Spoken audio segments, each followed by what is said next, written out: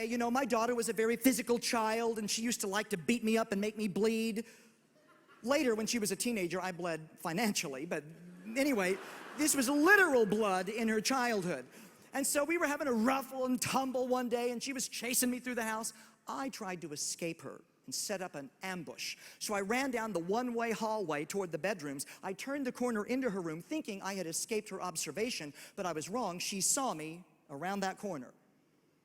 And so I turn around now that I'm in the room, and there she approaches the door. Her eyes glisten as she realized Daddy is trapped. Well, she got ready to launch her attack, and she made her move. And I made my move, and I said, and she launched into me, her assault, and you know how it is, my arm kind of defensively, reflexively went up like this to block the blow, but my elbow clipped the little shelf that had the angel on it, and I knocked that baby into orbit.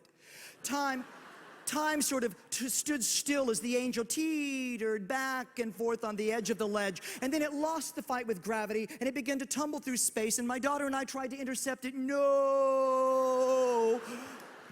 And it fell on the floor and it broke. Ruined. We walked over to the little pile.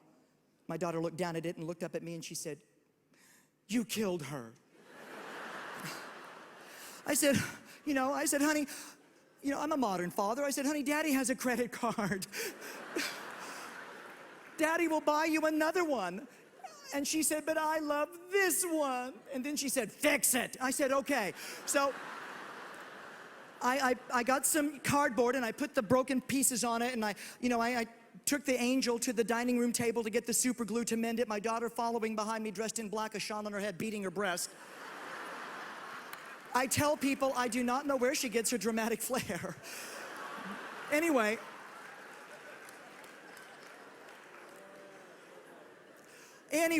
I got the super glue out and I began to mend that broken mess, and chips and cracks and missing pieces. I assembled this thing and it looked more like a mosaic, and I presented it to her and I said, honey, think Picasso.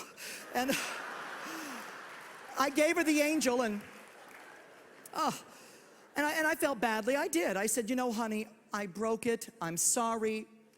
Let me get you another something. I don't know if we'll ever find an angel, but let me get you something else. I'm really sorry I broke it. It's never going to be perfect again. And she said an amazing thing. She said, don't throw it away, Daddy. It doesn't have to be perfect for me to love it. And it just stabbed me in the heart. I think you get the point as we wrap it up tonight. We look at our lives. We feel very disqualified sometimes from the love of God because we are so painfully aware of the broken places in our soul, the chips, the cracks, the missing pieces that make us feel disqualified from His love. And you cannot forget, God paid the highest price possible to have you broken. And He would rather have that than not at all, but then He'll take you further. Where one day we'll be beyond all of this. Like that old song says, it will be worth it all when we see Jesus. Life's trials will seem so small once we see Him. One glimpse of His dear face, all this sorrow will be erased. It will be worth it all when we see Him.